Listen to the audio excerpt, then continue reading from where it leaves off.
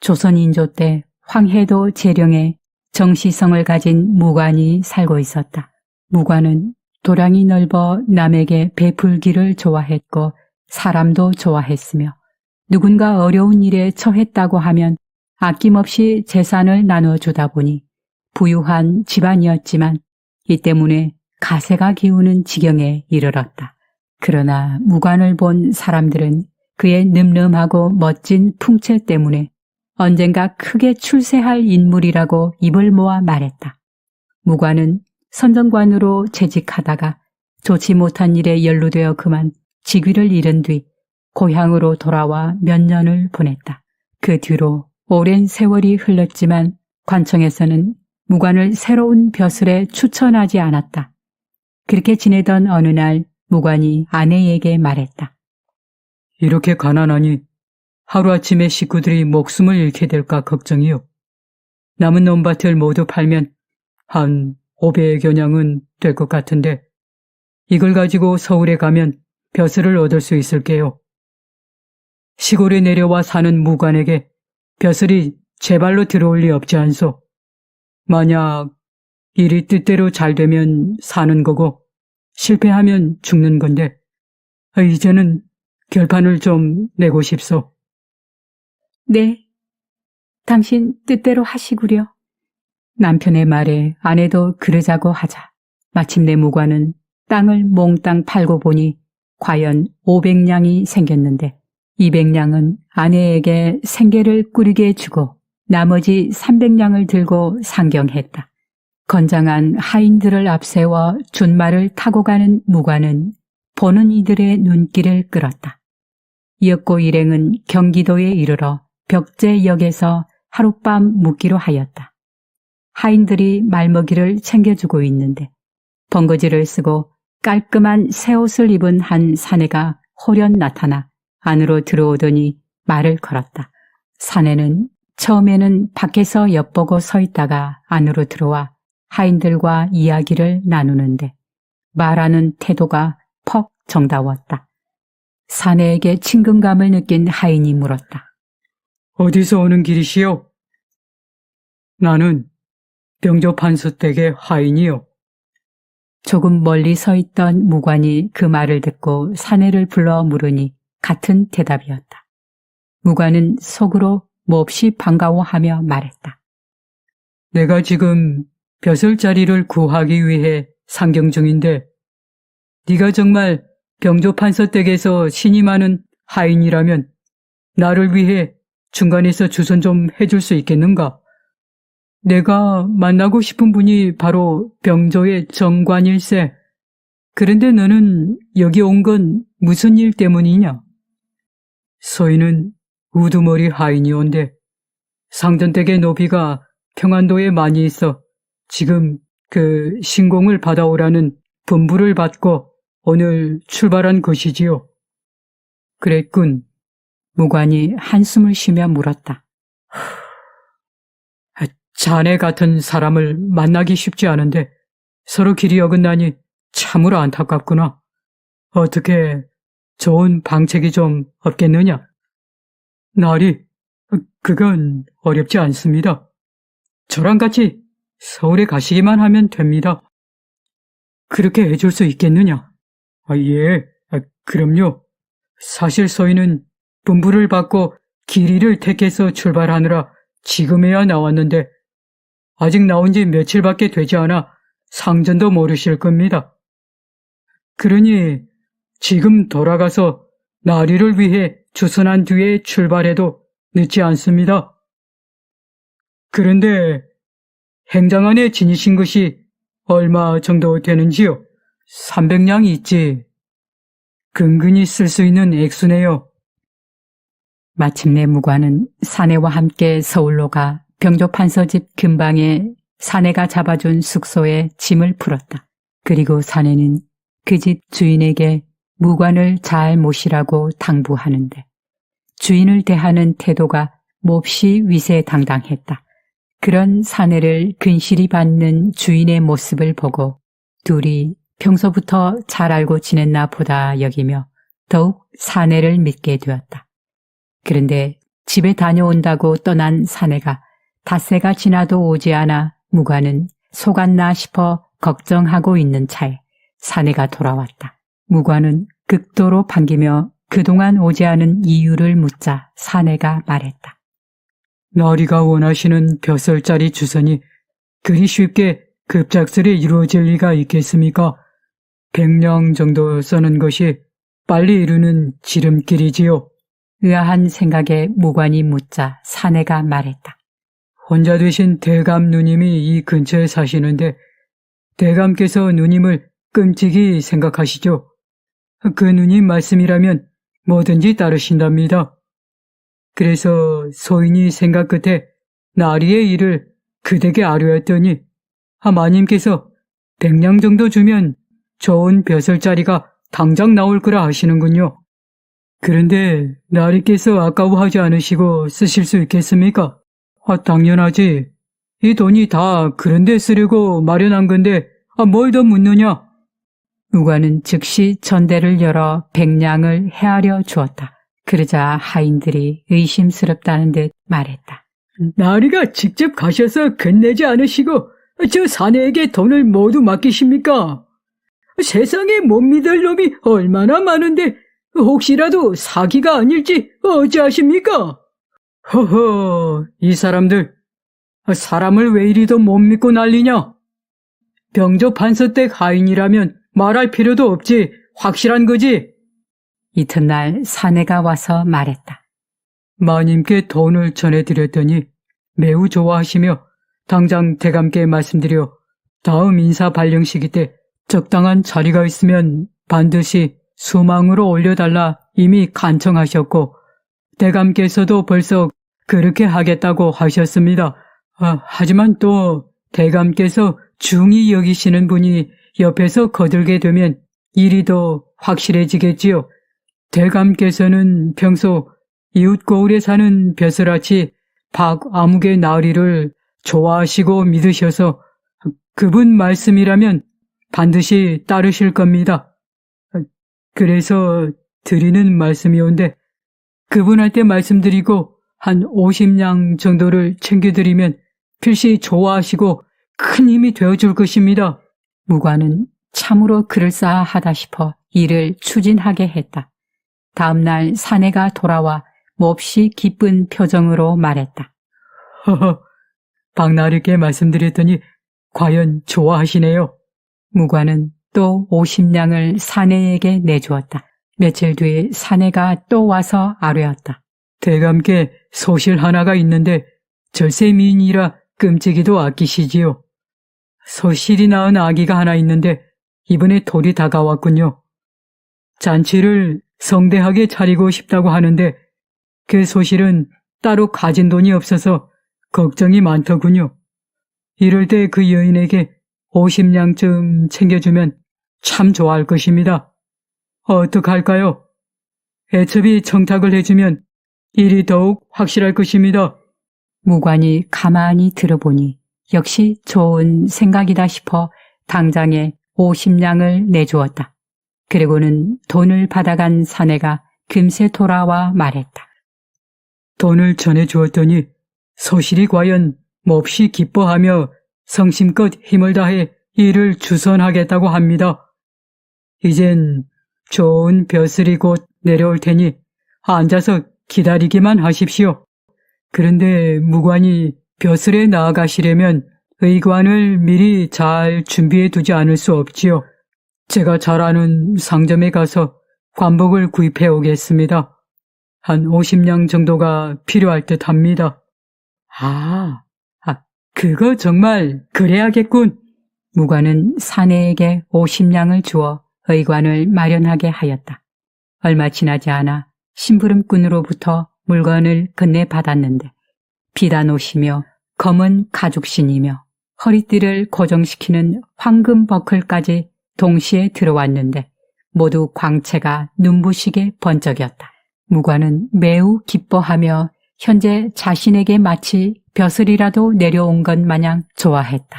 처음에 의심하던 하인들도 기쁜 마음으로 주인의 좋은 벼슬이 반드시 내려오기를 바랐다. 무관은 준비한 옷을 갖춰 입은 뒤 당장에 병조판서 댁으로 달려가 명함을 내밀고 인사를 청하였다. 얼마 뒤 승낙을 받고 병조판서 거처를 찾아간 무관은 인사를 올리고 자신의 경력과 현재의 사정을 상세히 말하며 간절히 호소했다. 그러나 판서는 고개만 끄덕일 뿐 사정을 들어주지 못하겠다는 말도 없고 무관의 사정을 동정하는 어떤 말도 끝내 한마디 없었다. 무관은 속으로 병조판서가 오는 사람들을 원래부터 늘 그리 대하는 모양이라고 생각했다. 그러나 그 뒤로 판서댁을 왕래하면서도 여러 무관들과 무리지어 문안하는 데 그쳤고 자신을 특별하게 대하거나 친절하게 대해주는 일은 단 한 번도 없었다.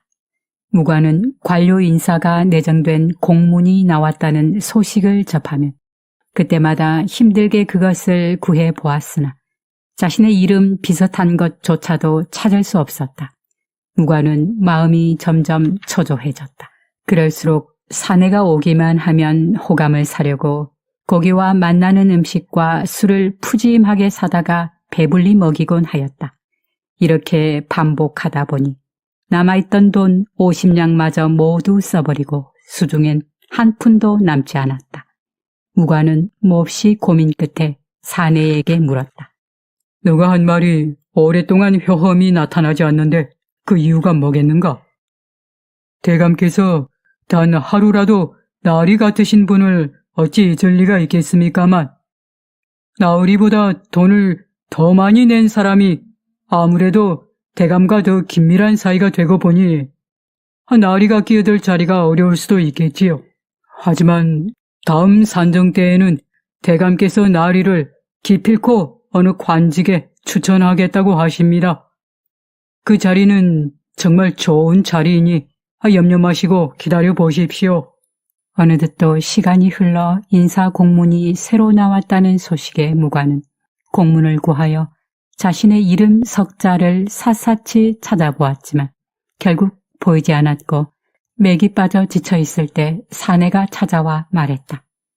벼슬아치 박나리와 대감의 누님이 대감께 힘껏 청해서 이번에는 기필코 자리를 얻을 수 있었어요.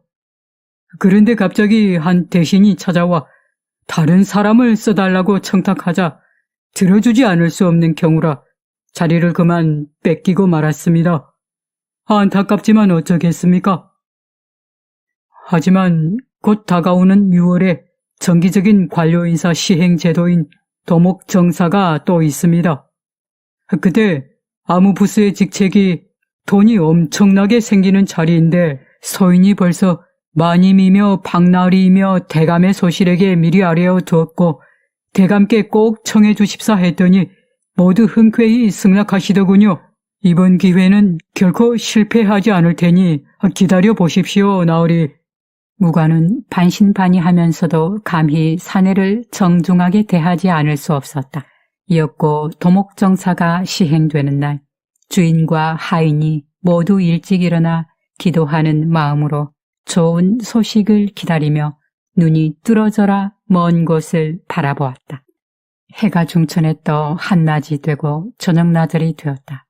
하지만 인사결제가 벌써 끝이 났건만 무관의 이름은 어디서도 들리지 않았고 찾아볼 수가 없었으며 사내의 모습 또한 어디에도 보이지 않았다. 무관은 크게 낙심했고 하인들의 불평과 한탄소리는 귀가 따가웠다. 무관은 자신이 상전임에도 작은 소리 한 번 내지 못하고 그저 사내가 다시 오기만을 기다렸다. 그러나 전에 같으면 거의 날마다 오던 사내가 나흘이 지나도록 찾아오지 않았다. 무관은 그제야 덜컥 의심이 들어 묵고 있던 집 주인을 급히 불러 물었다. 병조판서댁 우두머리 하인이 요사이는 영 오지 않는데 왜 그런지 아는가? 자네와 친한 사이니 불러보게. 그 사람요? 그자는 저는 전혀 모르는 사람입니다. 병조판서댁 하인이라면 나으리께서 더 잘 아시는 것 아닙니까? 서인이야 모르지요. 자기가 판서댁 하인이라 하고 나으리께서 또 반서댁 하인이라 하시기에 저도 그런가 보다 하고 믿은 거지. 서인이 그 사람을 어찌 알겠나이까? 저는 애초부터 일면식도 없는 전혀 모르는 사람입니다. 그래도 두 사람 친하게 지냈으니 그 집에 대해서 뭘 좀 알지 않았나? 전혀 모릅니다. 나리가 친하게 지내시더만 왜 그 집을 모르십니까?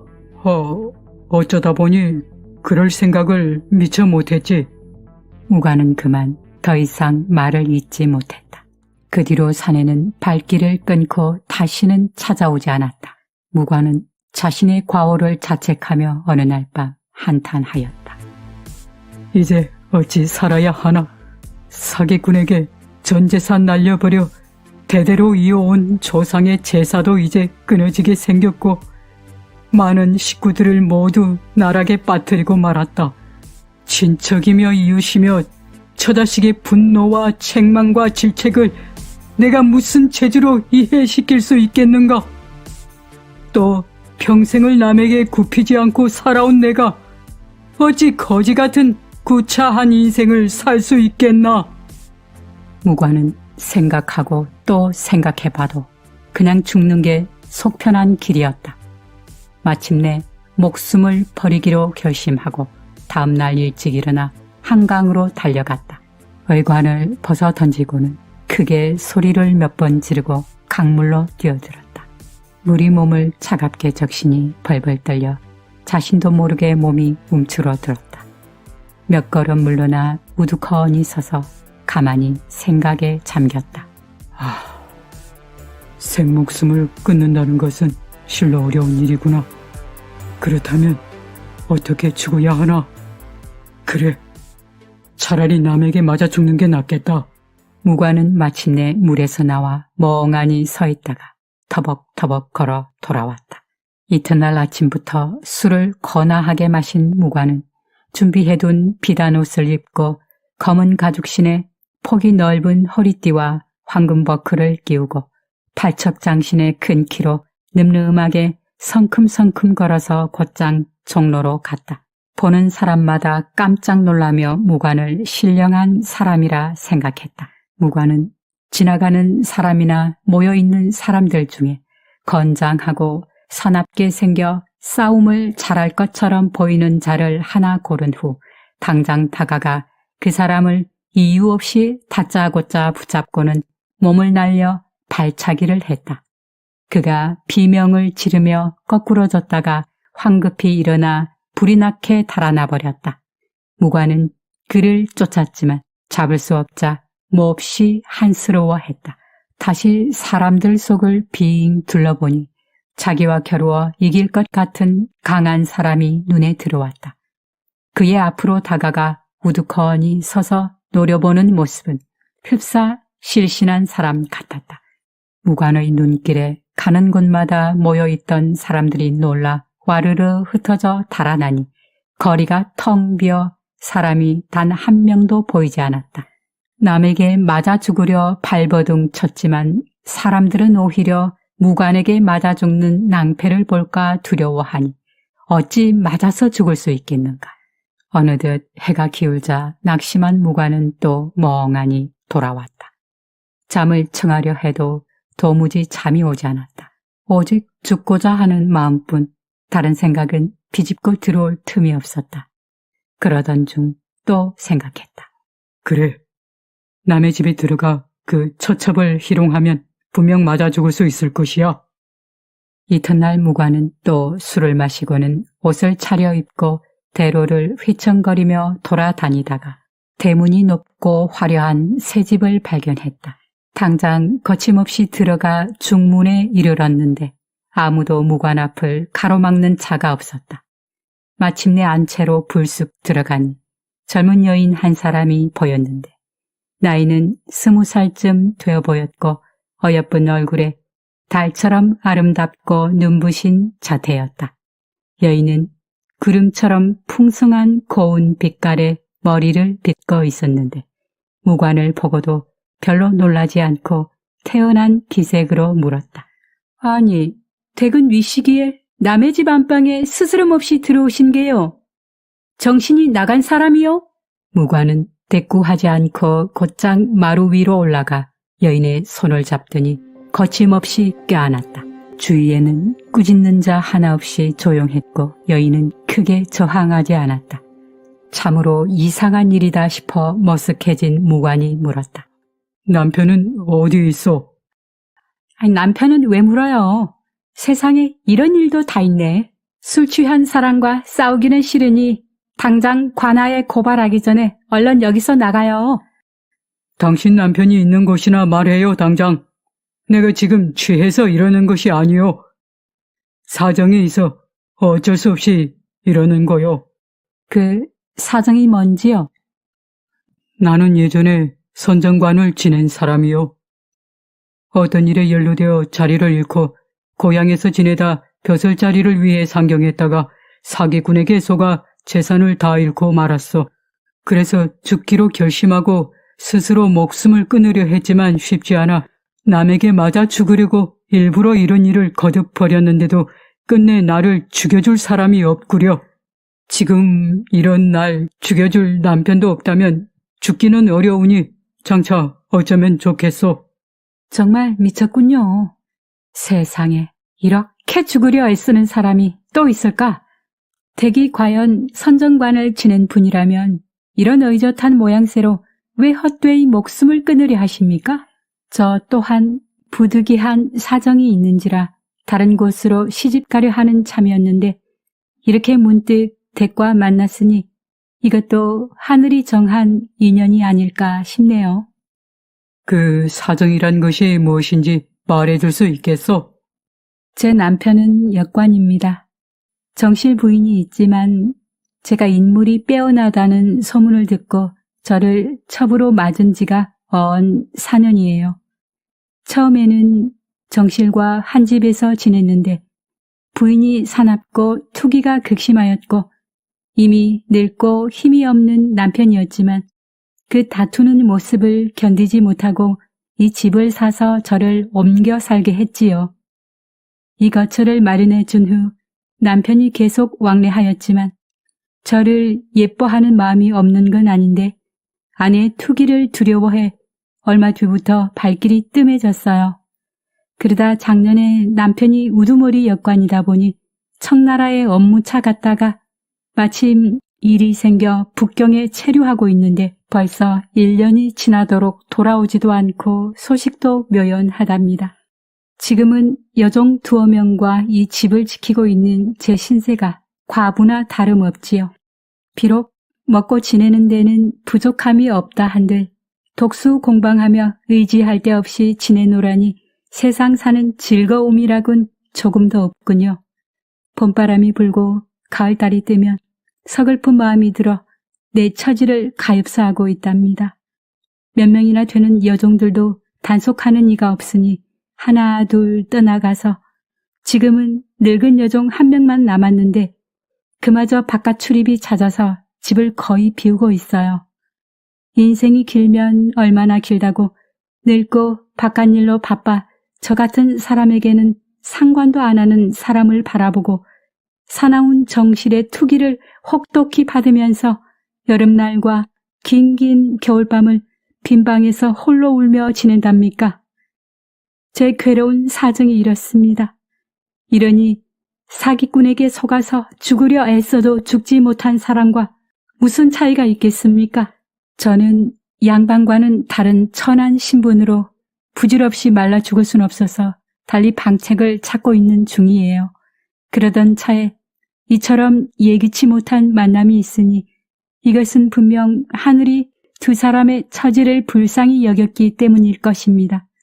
저는 하늘의 뜻을 따르고 싶은데 댁은 어찌 생각하시는지요?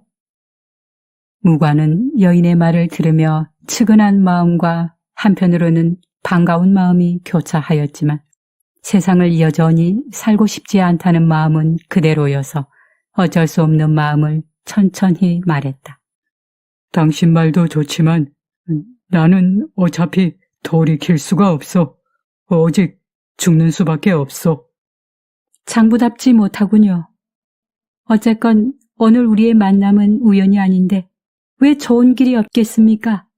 자중자애하셔서 일생을 망치지 않도록 하세요. 여인은 술과 안주를 손수 준비하여 술을 따라 권하니 무관은 여인의 고운 미모에 반한 데다 여인의 그 말에 감동하니 여인이 권하는 대로 연거푸 잔을 들이켰다. 취기가 오르자 여인의 손을 잡고 아름답게 꾸며진 방 안으로 들어갔다. 메마른 풀을 단비가 적시고 죽은 재가 다시 활활 타오르듯 둘은 그렇게 정을 나누었다. 그 뒤로 무관은 여인과 함께 그 집에서 머물며 죽고 사는 것은 오직 하늘의 뜻에 맡겼다. 여인 역시 남편의 집과 관계를 끊고 더는 두려워하는 마음과 거리끼는 마음을 가지지 않았다. 다만 좋은 옷을 지어 입히고 맛있는 음식을 준비해서 무관을 봉양하는 데만 신경 쓰다 보니 수척했던 얼굴이 차츰 살이 붙으며 자태는 더 고와졌다. 무관은 낮에는 나가 놀고 거닐며 시간을 보내고 밤이면 그 집으로 와 묵으며 그렇게 한 달을 보내고 보니 죽을 마음이 차츰 사라지고 즐겁게 인생을 살고 싶은 마음이 간절해졌다. 그러는 사이 여인의 소문이 차츰 돌아 감추기 어려웠다. 이었고 역관이 귀국해 온다는 편지가 여인의 집에 먼저 도착했다. 여인은 무관에게 멀리 달아나자고 했지만 무관은 스스로 떳떳하지 못하다는 생각에 망설이며 결정하지 못했다. 그러는 사이 역관은 벌써 고향역에 도착했는데 역관의 식구들이 마중을 나가니 역관이 아내에게 물었다. 작은 집은 왜 나오지 않았어? 작은 집에는 다른 사람이 생겼다는데 당신과 무슨 상관이요? 집으로 돌아온 남편이 사정을 묻자 아내가 들은 소문을 상세하게 전했다. 그러자 역관은 성난 얼굴빛으로 급히 준마에 올라 예리한 장검을 손에 들고 말을 치달렸다. 첩의 집으로 달려가 칼을 휘둘러 두 사람을 없앨 생각이었다. 대문을 박차고 열고는 우당탕 큰 소리로 외쳤다. 어떤 놈이냐? 내 방이 들어와 내 첩을 훔친 놈이 빨리 나와서 내 칼을 받아라! 그러자 문득 한 사람이 방문을 열고 나오더니 떡하니 섰다. 휘황찬란한 의관에 늠름한 풍채가 마치 신선 같았다. 내가 오늘은 진짜 날 죽여줄 사람을 만났구나. 어서 내 가슴을 찔러라. 평화로운 얼굴에 전혀 동요하는 빛이 없어 보이는 무관의 얼굴을 보게 된 역관은 저도 모르게 겁이 덜컥 났다. 역관이 금세 기가 끄켜 입이 떡 벌어지더니 물러서서 바보처럼 한마디 말도 못한 채 몇 번 한숨을 쉬며 혀를 끌끌 찰 뿐이었다. 그리고 칼을 바닥에 내팽개치며 말했다. 집과 첩과 재산 모두 당신 마음대로 하시오. 역관은 감히 뒤도 돌아보지 못하고 망연자실 나가고 말았다. 그때 여인은 벽 뒤에 숨어 그 광경을 엿보다가 나와서 말했다. 저 못난 인간이 무슨 일을 하겠어요. 어서 우리는 여길 떠나요. 그리고는 여인이 곧장 다락으로 뛰어 올라가 상자 하나를 꺼내왔는데 상자 안에는 은화 300냥이 들어있었다. 제 아버지도 재물을 많이 소유하고 계셨던 부자였어요. 제가 시집 올 때 아버지가 이 돈을 챙겨주셨는데 깊이 감춰두고 있어서 남편도 모르는 돈이에요. 아버지가 몇 해 전 돌아가시고 나니 이제는 함께 살아갈 사람도 없어요. 그런데 이렇게 다행히 당신을 만났으니 이 돈을 미천 삼아 살아가면 되지 않을까요? 여인은 또 바구니 하나를 꺼내왔는데 그 안에는 금과 은이며 온갖 장신구와 폐물 그리고 비단이 들어있었다. 이것도 수백 냥은 좋게 될 것이니 잘 운용하기만 하면 무슨 재산 근심이 있겠습니까? 어서 하인에게 분부해서 말에 싫도록 하세요. 이튿날 새벽 무관은 마침내 하인 2명에게 분부하여 2마리의 말에 짐을 가득 실게 한 뒤 여인을 말에 태우고 자신은 그 뒤를 따라 재령으로 말을 달려 돌아갔다.